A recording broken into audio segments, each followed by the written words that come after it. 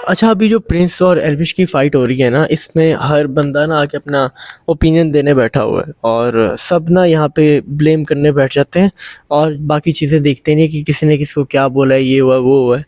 अगर कोई भी फ़ाइट होती है ना, कोई भी चीज़ होती है, तो उसका रीज़न होता है, ठीक है। प्रिंस और एल्विश दोनों का वहाँ पे बॉन्ड नहीं बन पाया, ठीक है। बट अगर इन लोगों ने रोडीज एक साथ करना है आगे भी, जैसे आपको पता है कि प्रिंस रोडीज का परमानेंट हिस्सा बना हुआ है, ठीक है। प्रिंस जब से आया है उसका स्टार्ट ही रोडीज से, तो वो वहाँ पे है। अब एल्विश रोडीज में आ गया और एल्विश की जो फैन बेस है ना, एल्विश को निकाल सकते ही नहीं है।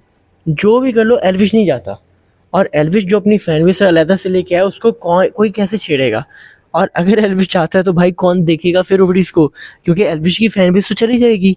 सो बात अभी यहाँ पे क्या हो रही है, बात ये हो रही है कि अभी आप इन सबको बातें कर रहे हो, कुछ टाइम में एल्विश और प्रिंस दोनों की चीज़ें सॉर्ट हो जाएंगी, क्योंकि इनको पता है कि हमने साथ में शोज़ भी करने हैं, चीज़ें भी करनी है।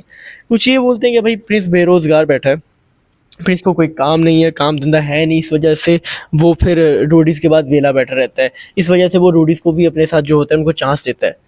बात है ही नहीं कि कौन फ्री रहता है, किसके पास काम है या नहीं है। ये काम देना इंसान पे डिपेंड नहीं करता कि कोई किसी को काम दे दे, ठीक है। सारी गेम ऊपर वाले के हाथ में होती है, ठीक है। तो बात ये है कि जब आप इस तरह की बातें करते हो, जब आप ऐसे किसी को टारगेट करते हो, तो वो कूल नहीं लगता। प्रिंस को टारगेट करे वो भी अच्छा नहीं है, एल्विश को टारगेट करे उसका वो भी अच्छा नहीं है। तो मैं यहाँ पे न्यूट्रल बन के बात करना चाहता हूँ।